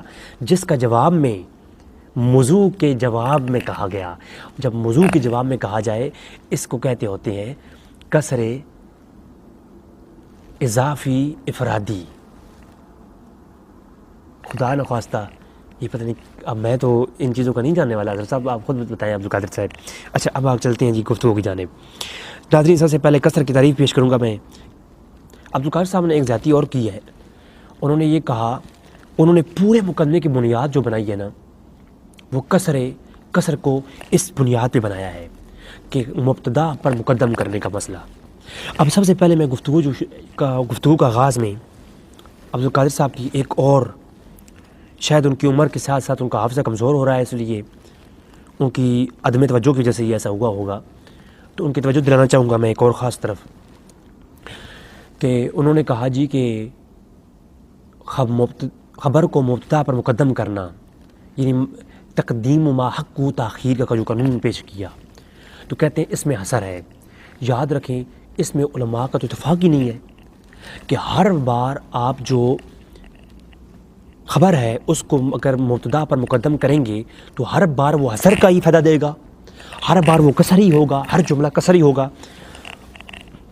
علماء نحو کا اور علماء بلاغیہ کا اس پہ اتفاق ہی نہیں ہے. اس پہ پہلی بات ہوئی تو اتفاق ہی نہیں ہے اس پہ. جس موضوع کو بنیاد بنا کر کے جس بنیاد پر کسر کی تعریف آپ نے کی ہے، اور جس بنیاد پر آپ نے کسر کو بنیاد بنا کر کے حق 4000 کا نر ناجائز قرار دیا ہے نا، وہ حقیقت میں وہ قانون علماء بلاغہ کے نزدیک وہ معتبر ہی نہیں ہے. علماء بلاغیہ اور علماء مناطقہ جو ہیں اس پہ اتفاق نہیں رکھتے. کچھ علماء نے لکھا ہے کہ مبتدا پر مقدم کرنے کو، خبر کو مقدم کرنے کو حصر کا فائدہ، کسر کا فائدہ دیتا ہے. میں اس کا انکار نہیں کر رہا، میں مان رہا ہوں، سمجھانا یہ چاہتا ہوں اس پہ اتفاق نہیں ہے. اس پہ بلاغیہ کا اتفاق نہیں ہے. بلاغیہ اس میں جو ہے کلام کرتے ہیں کہ ہر کسر جو ہے ہر جملے میں مبتدا پر خبر کو مقدم کرنے سے کسر لازم نہیں آتی. ہر جگہ کسر جمل کسریہ نہیں ہوگا، وہ کسر مکسور الیہ نہیں ہوگا، قانون کسر لاگو نہیں ہوگا. یہ بات یاد رکھ لیں. یہ دیکھیں علامہ سیوطی الاتقان علوم قرآن وہ لکھتے ہیں تقدیم والمسند و ذکر ابن اسیر و ابن نفیس وغیرہما ان تقدیم الخبری علی مبتدا، کہ کہتے ہیں کہ یفید الاختصاص وردہ صاحب الفلک الدائر. وہ کہتے ہیں کہ بے شک چند لوگوں کا یہ ابن اسیر و ابن نفیس کا یہ نظریہ ہے کہ جو ہے وہ چند ایک علماء کا نام لے کر الاتقان کے اندر امام سیوطی کہتے ہیں چند ایک علماء کا نام لے کر کے کہ فلاں فلاں کا یہ نظریہ ہے کہ اگر خبر کو مبتدا پر مقدم کیا جائے تو یہ کسر کا فائدہ دیتا ہے. لیکن کہتے ہیں اس میں بلاغی کا اتفاق نہیں ہے. کیوں کہ الا اختصاص وردہ صاحب فلک الدائر، یعنی صاحب فلک الدائر، یعنی فلک الدائر کتاب لکھنے والے شخص نے اس کا رد کیا ہے کہ ہر یہ نہیں ہوتا. اور رد کیا کیا ہے یہ فلک الدائر کون ہے؟ ابن حدید، بأنہ لم یأکل به احدا وهو ممنوع، کہ وہ کہتے ہیں یہ بالکل ممنوع ہے، ایسا ہوا ہی نہیں کہ ہر مبتدا پر خبر کو مقدم کرنے والا جملہ جو ہے وہ کسریہ ہوگا. یہ تو کسی کا ہے نہیں, کسی کی ممنوع ہے, ہوا ممنوع. اور پھر کہتے ہیں وہاں کا اختلاف رہا ہے. اور پھر فلک الدائر کا ڈائریکٹ والا آپ سنیں, یہ فلک الدائر ہے, اس کے اندر ابن حدید صاف کہتی ہیں کہ اگر یہ جو خبر ہے وہ یہ میرے نزدیک بھی زیادہ معتبر بھی یہی ہے, جتنا میں نے, مجھے نہیں اتنا, میں طالب علم ہوں, مجھے نہیں پتہ اتنا, لیکن جتنا میں اس کثر کے قانون کو میں نے پڑھا اور میں نے سمجھا, اس کے اندر اس قانون جو عبدالقادر صاحب کہہ رہے ہیں, اس کے اندر جو قانون یہ فلک الدائر صاحب فلک الدائر نے امام ابن حدید نے پیش کیا ہے نا, یہ زیادہ معتبر ہے, اس کو لیا جائے گا میرے خیال میں, کیونکہ کیا حقیقت کے نزدیک بھی یہی ہے. فلک الدائر کہتے ہیں جب جو خبر ہے وہ اگر نکرہ ہو, حدید کہتے ہیں فلک الدائر کے اندر, وہ کہتے ہیں کہ اگر مبتدا پر خبر کو مقدم کیا جائے اور جو خبر ہو یعنی حق 4 یار میں خبر کیا ہے, حق, تو یہ جو خبر ہو یہ نکرہ ہو, تو پھر کہتے ہیں اس پہ بلاغیہ کا اتفاق ہے کہ یہ کسی کا یہ مذہب نہیں ہے کہ یہ حسر ہے, کسی کا یہ عقیدہ نہیں ہے, کسی کا یہ بلاغیہ علماء بلاغیہ میں سے, اور کہتے ہیں ہم میں سے کسی کا یہ عقیدہ نہیں, کسی کا یہ مذہب نہیں کہ اگر مبتدا پر خبر کو مقدم کیا جائے اور خبر نکرہ ہو, وہ معرفہ نہ ہو, یعنی حق الحق نہ ہو, صرف حق ہو, تو پھر یہ کسی کا عقیدہ نہیں ہے کہ یہ کسر ہے. ہاں اگر خبر جو ہے وہ معرفہ ہو تو پھر اس پہ کلام ہو سکتا ہے, یعنی جیسے کہ حق 4 یار میں الحق ہو, الحق 4 یار ہو, تو پھر اس پہ کلام ہو سکتا ہے کہ یہ حسر ہے, کسر ہے. اچھا, اب یہ ایک چیز یہ ہو گئی, آپ نے سنی الاتقان اور فلک الدائر آپ سنی امام ابن حدید کی. اب چلتے ہیں تھوڑا آگے, یہ میرے پاس ہے الجواہر البلاغہ. اس کے اندر کیا کہتے ہیں, اس کے اندر پورا چیپٹر ہے کسر کا, کسر کی تعریف بیان کرتے ہیں, وہ آگے چل کے کسر کی تعریف جو کہ میں مکمل کلام کرنے والا ہوں پر مختصر معنی کے اوپر, تو اس کے اوپر انشاءاللہ کلام ہوگا. تو یہاں پر یہ انہوں نے چیپٹر باندھا فی تقسیم الکسری باعتبار الحقیقتی والواقعہ الی القسیم. قسمیں کسر کی بہت ساری قسمیں ہیں, ترفیع کے اعتبار سے, طریق کے اعتبار سے, وہ ساری جو میں آگے پہلے جو ہے نا مختصراً میں نے بیان کر دی, اگر فضاد کے ساتھ کلام کروں گا تو 2 گھنٹے کا کلپ بن جائے گا, اس لیے. تو وہ کہتے ہیں الکسر الحقیقی ایک کسر حقیقی ہے, وهو ان التحسيس المكسور والمكسور عليه يحسب الحقيقة والواقعية الى اليتاء الى غير اصلا نحو لا اله الا الله. تو اس کے اوپر وہ کلام کرتے ہیں, مثالیں پیش کرتے ہیں کہ کسر حقیقی کیا ہے, کہ جو بالکل کلام جو کرنے والا کلام کرنے والا ہے حقیقت میں وہ چیز ایز اٹ از وہی ہو, تو یہ کسر حقیقی ہے. لیکن کہتے ہیں ایک ہوتا ہے کسر الاضافی, وهو ان يحسب المكسور بالمكسور عليه وبحسب الاضافي والنسبة الى الشيء اخر المعين لا يجمع مع اداء نحو ما خليل الى مسافر فان تقصد کسر السفر الیہ بدون مسافر سواء. کہتے ہیں کہ کسر اضافی یہ ہوتا ہے, کسر اضافی کے بارے میں بتاتے ہیں کہ اگر اس میں احتمال پایا جائے جو حقیقت میں وہ نہ ہو, جو کسر حقیقی کے بارے میں ہے نا, یعنی لا الہ الا اللہ, نہیں ہے کوئی معبود مگر اللہ. اب اس قانون اس میں کوئی بھی شک نہیں ہے, کوئی دوسری رائے ہے ہی نہیں. آپ جس کے پاس جائیں, جو مرتکب کا اعتقاد ہے وہ ایک ہی ہے, مرتکب کے اعتقاد میں دوسری کوئی رائے ہونے کا چانس نہیں ہے. مرتکب کے اعتقاد میں کوئی گنجائش نہیں ہے کہ میں یہاں سے بیٹھے اگر وہاں پر کوئی ایک لفظ ایسا کہہ رہا ہے تو میں یہاں سے سمجھ جاؤں گا کہ بھائی اس کا کوئی دوسری رائے نہیں ہے. لیکن اگر کوئی یہ کہتا ہے لا قول ہے, معروف قول ہے, لا افتاح الا علی, کہ نہیں ہے کوئی مرد مگر علی. اب جب یہ کسی نے یہ جملہ کہا تو آپ سوچیں گے یار یہ کیا بات ہوئی, کیا علی کے علاوہ کوئی اور مرد نہیں ہے؟ لا افتاح الا علی, کہ علی کے علاوہ کوئی مرد نہیں ہے. جبکہ اس نے جب کہا تھا لا الہ, نہیں ہے کوئی معبود الا اللہ مگر اللہ, اس میں کوئی دوسری رائے نہیں تھی. لیکن جب کسی نے یہ کہا لا افتاح الا علی, کہ نہیں ہے کوئی مرد مگر علی, تو اس میں کیا ہے, اس میں سوچ بچار کرنی چاہیے, کیا علی کے علاوہ اور کوئی مرد نہیں؟ تو پھر سوچنا پڑے گا یہ کس تنازع میں جملہ کہا گیا ہے. اس کا مطلب ہے شجاعت کی بات ہو رہی ہے کہ جیسا مرد علی ہے نا, علی کے مقابلے کا کوئی اور مرد ہو نہیں سکتا, مرد تو بہت ہیں. تو جیسا یہ اسے کہتے ہیں کسر اضافی, تو اس کو بیان کیا ہے کس نے؟ صاحب جواہر البلاغہ نے. اب جواہر البلاغہ آپ پڑھ لیں، میرے پاس PDF میں دے دوں گا. اس کے اندر قصر کی بڑی خوبصورت طریقے سے وضاحت موجود ہے. اچھا اب آتے ہیں آگے مختصر المانی کے اندر.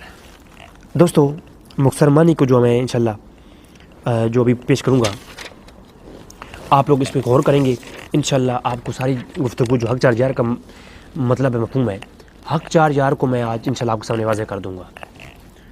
جو حق 4000 کا مسئلہ ہے نا، اس کو میں انشاءاللہ واضح کرنے لگوں گا. حق 4000 کہنا کیسے جائز ہے؟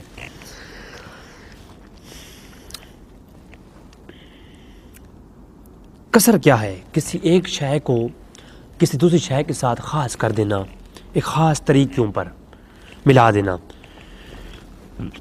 یہ قصر کہتے ہیں. مختصر معنی کے اندر پورا چیپٹر ہے القصر کا، اس کے اندر تعریف ہو القصر تعریف القصر و تقسیم ہی یہ چیپٹر ہے. تو کیا وہ تعریف کیا کرتے ہیں؟ تعریف سنیں. فی اصطلاح التخصیص شیء بشیء بطریق المخصوص، یعنی کسی شے کو ایک شے کو دوسری شے کے ساتھ ایک مخصوص طریقے پر ملا دینا.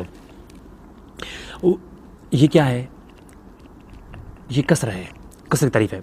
وہ حقیقی و غیر حقیقی، یہ دو قسم کے ہیں، ایک حقیقی اور غیر حقیقی. اب حضرت صاحب نے یہ اس کے اوپر کلام نہیں کیا، کیونکہ اس پہ کلام کرتے تو پھر ان کا جو وہ شیش محل تھا وہ گر جانا تھا.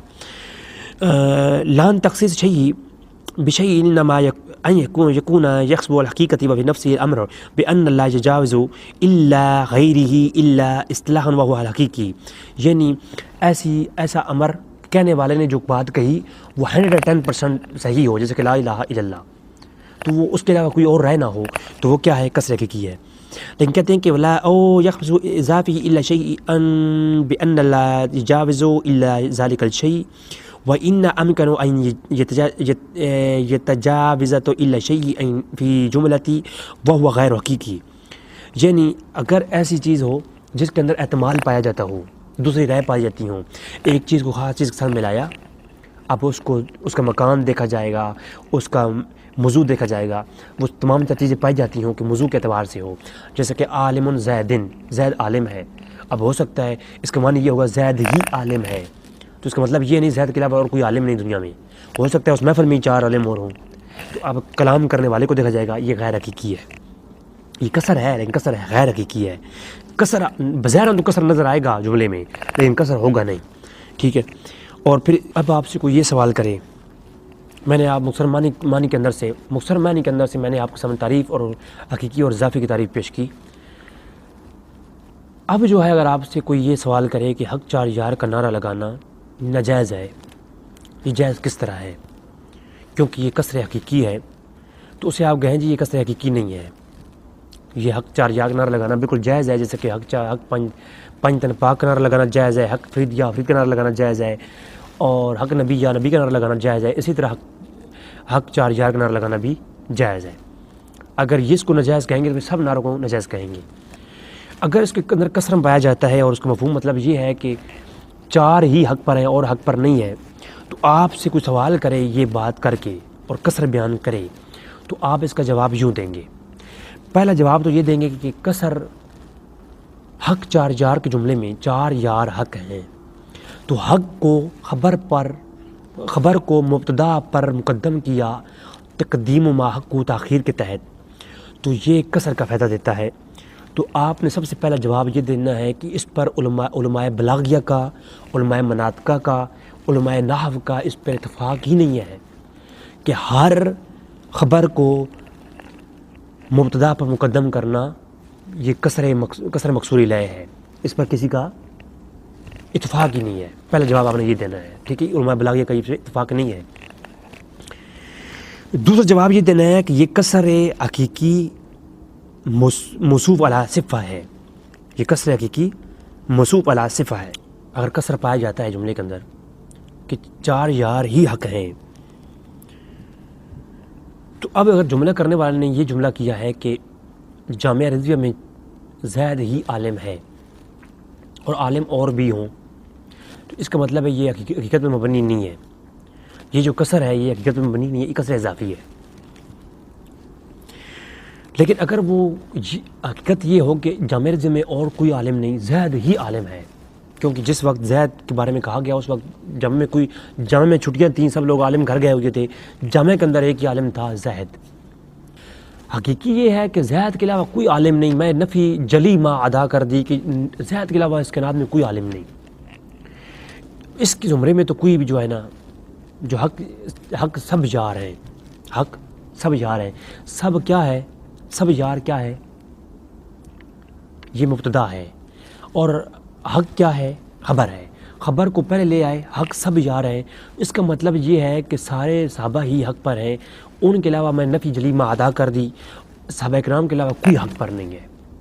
تو عبدالقادر صاحب کا جو نعرہ ہے وہ اس قانون کے تحت، حقیقی کے تحت غلط ٹھہرتا ہے۔ کسر حقیقی کی ترفیہ کے اعتبار سے دو قسمیں ہیں۔ کسر حقیقی صف علی موصوف، یعنی کسی صفت کو موصوف کے ساتھ خاص کرنا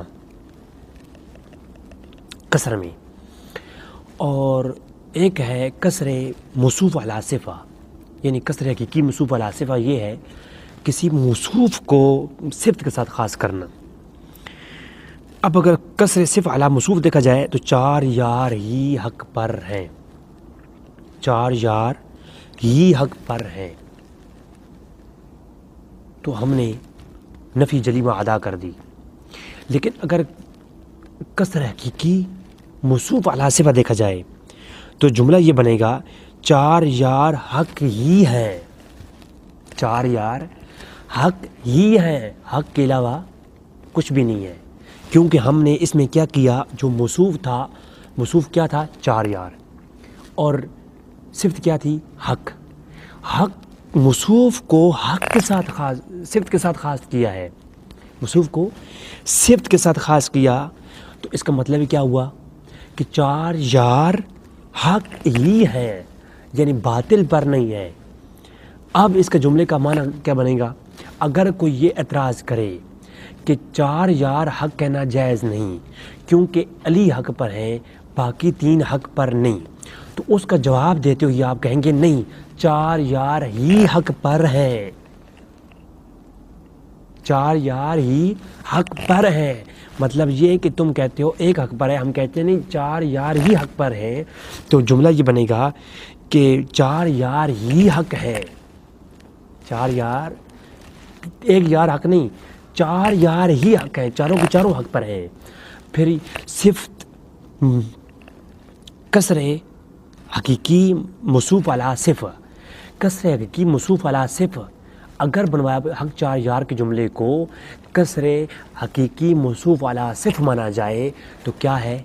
پھر یہ کہنا جائز ہے، حق 4 یار کسر حقیقی موصوف علی صفہ مانا جائے تو کہنا جائز ہے۔ یہ جملہ کسریہ ہوگا، لیکن کسر کے ہونے کے باوجود بھی کون سا کسریہ ہے؟ اس کا کسر موضوع میں پایا جائے گا۔ اس کا کسر کس میں ہے؟ صفت میں ہے، موصوف میں نہیں ہے، موصوف کے اندر نہیں ہے، یہ صفت کے اندر ہے۔ جیسا کہ میں نے پہلی آیت پڑھی تھی جو ہے نا آپ کے سامنے، جاء الحق وزاق الباطل، کہ حق آیا اور باطل گیا۔ یہاں حق کا مقابلہ کس کے ساتھ ہے؟ باطل کے ساتھ۔ یہاں پر کیا ہے؟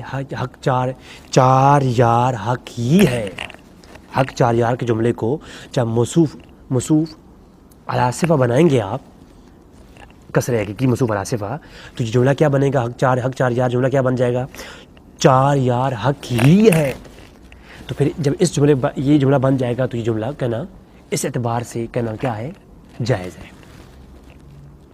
تو پہلا جب کوئی سوال کرے تو آپ کہو کہ کسر کے اس قانون پر کہ حق 4 یار خبر کو مبتدا پر مقدم کرنا، یہ علماء بلاغیہ کے ہاں اتفاق اس پر نہیں ہے۔ پہلا جواب آپ نے یہ دینا ہے جب کوئی رافضی یا نیم رافضی یہ کہے حق 4 یار کا نعرہ لگانا کیا ہے؟ ناجائز ہے، تو آپ نے پہلا جواب کیا دینا ہے؟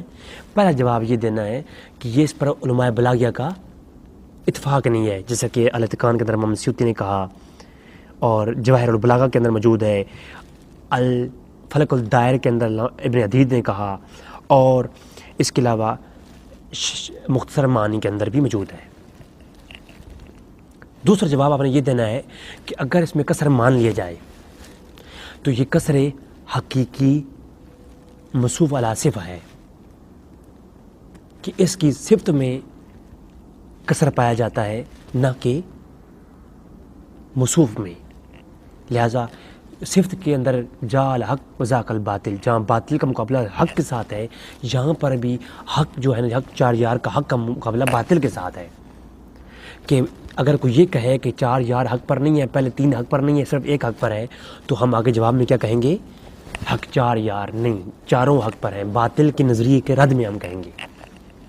تو اس میں کسی اور کی نفی نہیں ہے، اس میں نفی جلی ما عدا نہیں ہے، اس میں کیا ہے؟ نفی موضوع کی نفی ہے.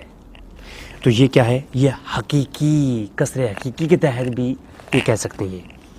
اب اس کا ایک تیسرا جواب بھی ہے. اگر اس میں کسر مان لیا جائے، اگر کیا کریں؟ اس میں کسر مان لیں کہ حق 4 کے جملے میں کسر موجود ہے، یہ کسر مکسور الیہ ہے، ٹھیک ہے؟ یہ کیا ہے؟ یہ کسر مکسور الیہ ہے. تو ہم کیا کہیں گے؟ کسر مکسور الیہ جملہ ہے، مان لیتے ہیں، اور اس میں اثر معصور پایا جاتا ہے. تو ہم یہ کہیں گے، اس کا تیسرا جواب یہ ہے، یہ کسر اضافی افرادی ہے. یہ کسر اضافی افرادی. وہ کیسی؟ کسر اضافی افرادی کیا ہے؟ یعنی کسر اضافی جس میں ہم نفی بعض ما ادا کرتے ہیں. نفی اس کسر میں ہم نفی بعض ما ادا کرتے ہیں، یعنی جو کسر پایا جاتا ہے لیکن نفی بعض کی ہو رہی ہوتی ہے. جیسا کہ میں نے پہلے مثال دی کہ اگر محفل میں بہت علماء بیٹھے ہوں اور ایک شخص سوال کرے کہ اب بکر اور زید دونوں عالم ہیں، اور جواب میں کوئی کہے کہ زید ہی عالم ہے، اب عالم زید کا جملہ کسر پر مشتمل ہے، اس میں کسر ہے، یہ اثر معصورہ ہے، لیکن اب یہ موضوع کو دیکھا جائے گا کہ بھائی اس کا مطلب یہ ہے کہ زید ہی عالم ہے اور کوئی کائنات میں عالم نہیں. تو یہ نفی بعض ما ادا کی جائے گی، نفی جلی ما ادا نہیں کی جائے گی. کلی طور پر نفی نہیں ہوگی، بعض کی نفی ہوگی. بات سمجھ آ رہی ہے نا؟ اضافی کے اندر یہ ہوتا ہے. اب محفل کے اندر جب یہ سوال کیا گیا، جواباً ایک بندے نے کہا نہیں زید ہی عالم ہے، تو اس کا مطلب بکر عالم نہیں ہے، صرف بکر کی نفی ہوئی ہے. باقی جو یہاں بیٹھے ہیں وہ بھی علماء ہیں، جو ساتھ بیٹھے ہیں یہ بھی علماء ہیں، باقی بھی کائنات میں علماء ہیں، محفل میں اور بھی علماء ہیں. لیکن ہم نے موضوع کو دیکھا تو معلوم ہوا اس جملے میں حصر تو تھا لیکن صرف بکر کی نفی ہے، باقی سارے کی نفی نہیں ہے. تو یہ کیا تھی؟ یہ نفی، یہ حقیقی کسر اضافی افرادی ہے کہ کسی ایک فرد کی بعض کی آپ نے نفی کی، تو اس کو جو ہے یہ کہتے ہیں. اسی کے اندر ایک اور قسم ہے اضافی کی. وہ کیا؟ کسر اضافی قلبی جسے کہتے ہیں. وہ ایسے ہے کہ اگر کسی کا نظریہ ہو کہ زاہد جاہل ہے، ایک محفل کے اندر عبدالقادر صاحب بیٹھے ہیں، کوئی شخص کھڑا ہو کہتا ہے کہ عبدالقادر صاحب جاہل ہیں. وہ جاہل نہیں ہے، ماشاءاللہ عالم ہے، میں تو بات کر رہا ہوں ویسے ہی. کوئی یہ کہتا ہے کہ عبدالقادر صاحب جاہل ہیں. اب ایک شخص کھڑا ہوتا ہے عالم، وہ کہتا ہے نہیں عالم قادر، کہ جو قادر ہے عبدالقادر جو ہے وہ کون ہے؟ وہ عالم ہے، عبدالقادر ہی عالم ہے. اب وہ یہ کسر موجود ہے، لیکن یہ کسر جو ہے کس کے جواب میں ہے؟ جس شخص نے یہ کہا کہ عبدالقادر کیا ہے؟ جاہل ہے. اب جاہل کے مقابلے میں عالم کا لفظ آیا، جیسا کہ آیات ہے نا، جا الحق و ذاک الباطل، کہ حق کے مقابلے میں باطل ہے. لفظ حق کے مقابلے میں کیا ہے؟ باطل ہے. اسی طرح جہاں عبدالقادر صاحب کو محفل کے اندر کہا گیا کہ یہ جاہل ہیں، آگے جواباً کہا گیا کہ نہیں عالم ہیں. اب صفت علم جو ہے، آگے کے جو موضوع ہے، جو آگے کا عکس ہے، عکس کے مقابلے میں یہ میں نہیں کہہ رہا، میں آپ کو عبارت پڑھ کے سنا دیتا ہوں. یہ کوئی، کیونکہ یہ بڑا مسئلہ ہوتا ہے نا. یہ جتنی باتیں میں نے کہی ہیں یہ ساری مختصر معنی کی میں نے کی ہیں، یاد رکھیں. یہ میرے پاس ہے. پہلے میں نے جو یہ صفت موصوف علی صفہ میں نے بیان کی، اس کے بارے میں یہ امام یہ مختصر معنی میں لکھا ہے کہ الا تجاوزوا الى صفة الاخرى اصلا في جملة وغير حقيقي بل اضافي الا کی اضافی ما بمعنى لا ينافي كون تخصيص مطلقا في قبيل الاضافات وكل منها اي من حقيقي وغيري نوعان كسر الموصوف على صفة وهو أن لا يجوز موصوف من تلك الصفة إلا صفة أخرى، لكن يجوز أن تكون تلك الصفة الموصوف الأخرى، وكسر الصفة على موصوف وهو إن يجوز تلك الصفة ذلك الموصوف إلا موصوف آخر، لكن يجوز ان یکون ذالک الموصوف الصفات. یہ مختصر معنی ہے. پھر کہتے ہیں آگے چل کے،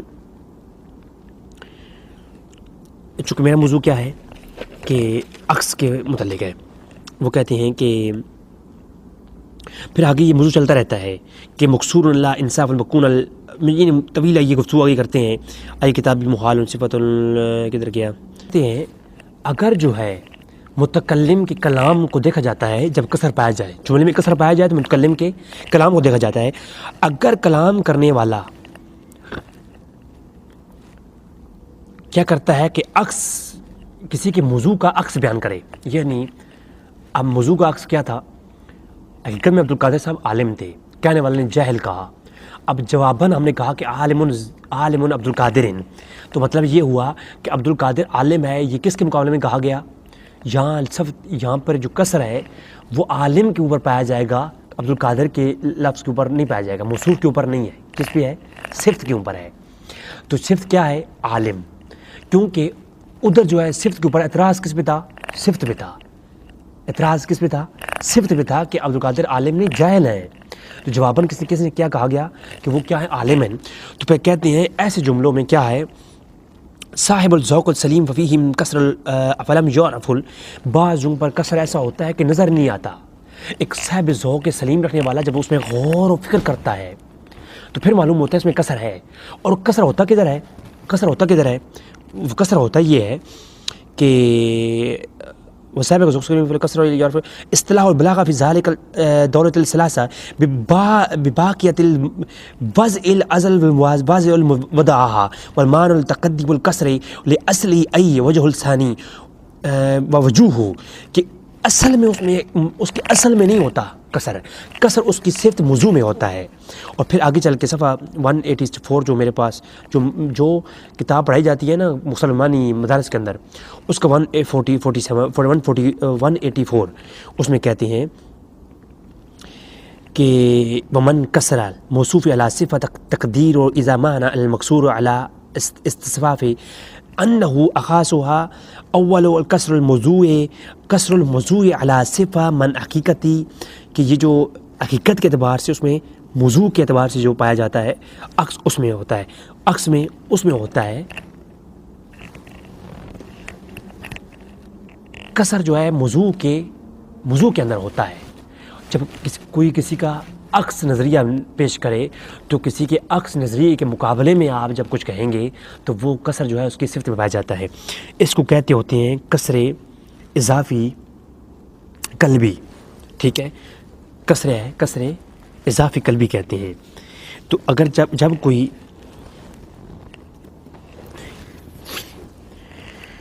آپ سے کہے کہ حق 4 یار کا نعرہ لگانا کیسا ہے، تو پہلا جواب آپ نے کیا دینا ہے؟ جو میں نے جواب آپ کو تحقیقی پیش کر کے دیا ہے وہ یہ دیا ہے کہ یہ جو ہے مبتدا کو خبر کو مبتدا پر مقدم کرنا، یہ علماء بلاغیہ کا اس پہ اتفاق نہیں ہے، لہذا کسر اس میں پایا نہیں جاتا. امام صاحب مختصر معنی نے کہا ہے کہ اس میں بہت غور کیا جائے تب جا کر کے اس میں کسر نظر آتا ہے، کسر اس میں ہوتے ہی نہیں ہے، اور اس میں اتفاق بلاغیہ کا اتفاق ہی نہیں ہے. دوسرا جواب یہ ہے کہ اگر اس کو کسر مان لیا جائے، جیسے کہ عبدالقادر صاحب کہتے ہیں یہ کسر ہے، تو یہ کسر حقیقی موصوف علی صفہ ہے. یہ دوسرا جواب. اور تیسرا جواب یہ ہے اگر اس کو کسر مان لیا جائے تو کسر اضافی افرادی ہے، یہ کہ ہم بعض افراد کا جو صحابہ کرام کے مخالف ہیں ان کا جو ہے رد کرتے ہوئے یہ کہتے ہیں. اور اگر اس کو اگر اس کو کسر مان لیا جائے تو چوتھا جواب یہ ہے کہ حق 4 یار کہنا یہ کسر حقیقی تحقیقی موصوف علی صفہ ہے. اور پتہ ہے یہ تحقیقی ہے، یہ جو نعرہ تحقیق ہم لگاتے ہیں نا، یہ اس کی مناسبت اس کو ملتی ہے. اور یہ ہمارے بزرگوں نے ایسے نعرہ نہیں لگایا، یہ اس کے اوپر پہلے بڑا سوچ وچار کی ہوگی تب جا کے نعرہ لگایا ہوگا. کیا یہ چیزیں آج ان کے ذہن میں آئی ہیں؟ پہلے علماء کے ذہن میں نہیں آئی تھیں. اتنے بڑے جن علماء کی کتابیں پڑھ کر کے یہ لوگ کسر کے قانون ہمیں بتاتے ہیں، کیا ان جو کسر کے قانون جنہوں نے لکھے ہیں ان لوگوں کو یہ چیزیں معلوم نہیں تھی؟ معلوم تھی یہ چیزیں. ہمارے بزرگوں نے یہ جو کہ قائد ہمیں دی ہیں بڑے وضاحت کے ساتھ دی ہیں. تو یہ کیا ہے؟ چوتھا جواب یہ ہے کہ کسر حقیقی تحقیقی موصوف علی صفہ ہے، یہ حق 4 یار کہنا، لہذا اس بنیاد پر یہ کیا ہے کہنا غلط نہیں ہے. اور پانچواں کیا ہے؟ یہ کسر حقیقی کسر اضافی قلبی ہے. یہ کسر اضافی قلبی ہے، یعنی کسی کے نظریے کا رد کرتے ہوئے ہم جب کہیں گے اس کے موضوع میں، اس کی صفت میں کسر پایا جائے گا، نہ کہ اس کے موصوف میں. اور بلاغیہ یہ کہتے ہیں کہ جب کسر پایا جاتا ہے تو ہم بلاغیہ دیکھتے ہیں کہ کسر جو ہے کس اعتبار سے وہ جملہ کسری آیا ہے، اس کا اعتبار دیکھا جاتا ہے، پھر اس کو بری کلام ہوتا ہے. تو ناظرین آپ کے سامنے میں نے اس کے اوپر وضاحت کر دی ہے. اب میں تھوڑی سی بات کروں گا. یہ کسر حقیقی تحقیقی بھی ہے. چھٹا کیا ہے؟ چھٹا اس کے اندر یہ بھی تعویل ہو سکتی ہے کہ اس میں کسر پایا جاتا ہے حق 4 یار میں، لیکن یہ کسر حقیقی تحقیقی ہے. یہ کیا ہے؟ کسر حقیقی تحقیقی ہے. یہ وہ کیسے؟ لا الہ الا اللہ، نہیں ہے کوئی معبود مگر اللہ. اور دوسرا جملہ ہے لا افتہ الا علی، نہیں ہے کوئی مرد مگر علی. اب دونوں جملے وزن پہ ایک ہیں، لیکن پہلے جملے کے اندر جب آپ تو غور کریں گے تو سننے والا فوراً یقین کرے گا کہ اس کے علاوہ کوئی دوسرا متبادل جملہ نہیں ہے، اللہ ہی معبود ہے. لیکن جب یہ کہیں گے لا افتہ، کوئی نہیں ہے مرد مگر علی، تو اس کے اندر تعویل ہوگی. یعنی علی کو مرد کہا گیا، کیا کائنات میں حقیقت میں کوئی اور مرد نہیں ہے؟ صرف علی ہی مرد ہے، باقی ساری عورتیں ہیں. حالانکہ حقیقت یہ نہیں ہے، مرد اور بھی ہیں. اب بھی ہزاروں مرد ہیں، اس وقت بھی ہزاروں مرد تھے، پہلے بھی مرد گزرے ہیں. تو مطلب یہ ہے کائنات میں مرد اور بھی ہیں، لیکن علی کو اس لیے کہا گیا کہ جیسا شجاعت رکھنے والا شخص علی بہادر علی مرد ہے نا، باقی مردانگی نہ ہونے کے برابر ہے. باقی مرد علی کی مردانی اور شجاعت کے مقابلے میں نہ ہونے کے برابر ہیں. یعنی ہم نے کیا کیا؟ ہم نے جو حقیقت ہے اس کا رد کر دیا مبالغہ آرائی کرتے ہوئے. حقیقت کا رد کر دیا مبالغہ آرائی کرتے ہوئے. اسے کہیں گے حقیقی تحقیقی، کسر حقیقی تحقیقی. اور ایک ہوتا ہے کسر حقیقی ادعائی. وہ کیا ہوتا ہے؟ اس کو صاحب مسلمانی نے بیان کیا ہے، میں بس ابھی وہ برات نہیں پڑتا، ٹائم نہیں ہے. لا افتح الا علی، کہ نہیں ہے کوئی مرد مگر علی. اب اس کو جملے کو دیکھیں اور ادھر دیکھیں کہ 4 یار ہی حق ہیں، 4 یار ہی حق ہیں. صرف اعلی موصوف جب بن گیا یہ جملہ تو مطلب یہ ہے کہ جیسے 4 یار حق ہے نا، جیسے 4 یار حق ہیں. اب کسر حقیقی ادعائی موصوف علی صفہ کے اوپر ہم یعنی صرف علی موصوف کے اوپر ہم کہیں گے کہ 4 یار ہی حق ہیں، تو مطلب یہ ہوگا جیسے یہ 4 یار ہیں نا باقی سارے ہی حق پر ہیں، لیکن جیسے یہ جس شان کے ساتھ یہ 4 ہیں اس شان کے ساتھ کوئی اور نہیں ہے. بات سمجھ آ رہی ہے؟ تو جیسے یہ 4 حق ہیں ایسا باقی سارے حق پر ہیں. جیسے کہ باقی سارے مرد ہیں، لیکن علی جس شان کے ساتھ مرد ہے نا کوئی اور مرد نہیں. ٹھیک ہے؟ اسی طرح باقی سارے حق ہیں، نبی بھی، ولی بھی، تابعین، تبع تابعین، سب باقی بھی صحابہ سارے حق ہیں، حضور کے یار سب یار حق ہیں. لیکن جس شان کے ساتھ علی ہے نا، جس شان کے ساتھ یہ 4 ہے نا، حق 4 یار ہے نا، اس شان کے ساتھ باقی کوئی بھی نہیں ہے. تو اس کی یہ تحقیقی ادعائی یہ بنے گی. اب رہتی یہ بات اس مقابلے کی آتی ہے کہ انہوں نے جو نعرہ ہمیں دیا ہے حق سب یار. یہ عبدالقادر صاحب کہتے ہیں کہ تم نعرہ لگاؤ حق سب یار. عبدالقادر صاحب کیا کہتے ہیں کہ حق 4 یار کا نعرہ نہ لگاؤ.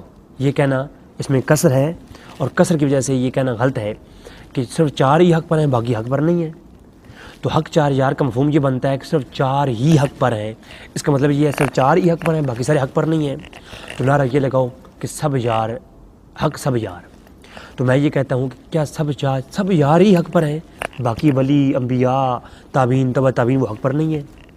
تو جو جملہ جو قانون عبدالقادر صاحب نے خود بنایا ہے نا, وہ قانون ان کا اپنا دیا ہوا جو جملہ ہے حق سب یار, اس کے اوپر فٹ ہوتا ہے 5 تن پاک, اس کے اوپر ہی فٹ ہوتا ہے حق نبی یا نبی کے اوپر فٹ ہوتا ہے, جو ہے حق فرید یا فرید کے اوپر فٹ ہوتا ہے.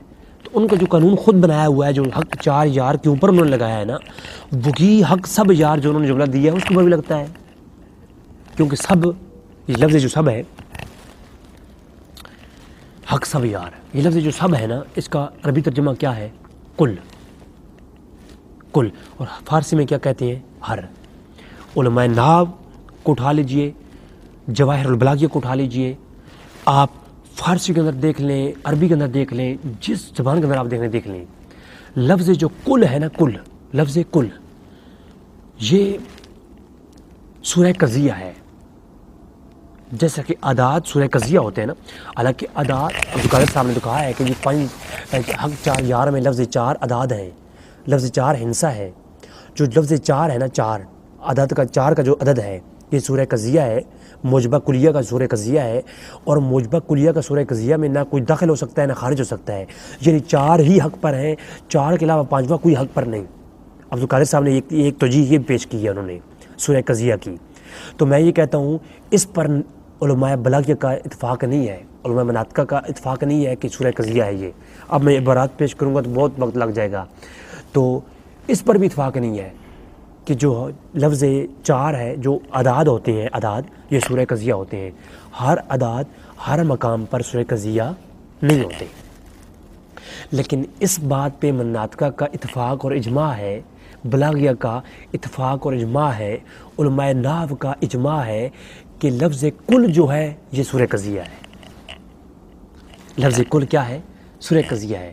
حق 4 یار کے اندر تو پھر بھی گنجائش ہے, کیونکہ 4 کا جو لفظ ہے وہ سورہ قضیہ ہے, عبدالقادر صاحب نے کہا ہے. لیکن علماء نحو کہتے ہیں اس پر اتفاق نہیں ہے کہ جو عداد ہیں وہ سورہ قضیہ ہیں. لیکن عبدالقادر صاحب کہتے ہیں حق 4 یار نہ کہو بلکہ سب یار کہو, حق سب یار. تو میں یہ کہتا ہوں جو حق سب یار لفظ سب ہے نا, اس کا اردو میں عربی کیا بنتا ہے؟ کل. فارسی کیا بنتا ہے؟ ہر. فارسی کیا بنتا ہے؟ فارسی میں سب کو کیا کہیں گے؟ ہر. یعنی حق ہر یار. انگلش میں عربی میں کیا ہوگا؟ حق کل یار. اور اردو میں حق سب یار. یہ جو لفظ کل ہے نا, یہ تمام مناطقہ کے نزدیک اس پہ اتفاق ہے کہ یہ سورہ قضیہ ہے. تو صرف سب یار ہی حق پر ہیں, سب کے علاوہ سب یاروں کے علاوہ اور کوئی حق پر نہیں. عبدالقادر صاحب خود حق پر نہیں. اس بنایا ہوئی ہے ان کا جو اصول ہے اس کے تحت, اور اس بنایا ہوئی ہے ان کا جو نعرہ ہے حق سب یار کا, اس کے تحت وہ خود بھی حق پر نہیں, صحابہ کے علاوہ تابعین بھی حق پر نہیں, تبع تابعین بھی اور پہلے انبیاء بھی, کوئی بھی حق پر نہیں, صرف سب یار ہی حق پر ہیں. تو جو انہوں نے پھندا بنایا ہے نا, اس پھندے ان کو خود ان کے گھاٹے فٹ ہو گیا. جو انہوں نے قانون بنایا یہ ان کے اپنے گھاٹے فٹ ہو گیا. تو خدا کا خاص خدا اللہ جو تبارک تعالیٰ میں, تو بے شک جو ہے یہ لفظ جو سب ہے, کل ہے, یہ موجبہ کلیہ کا سورہ قضیہ ہے. اس پہ اتفاق ہے علماء مناطقہ کا. لیکن جو عداد ہیں ان پہ علماء کا اتفاق نہیں ہے.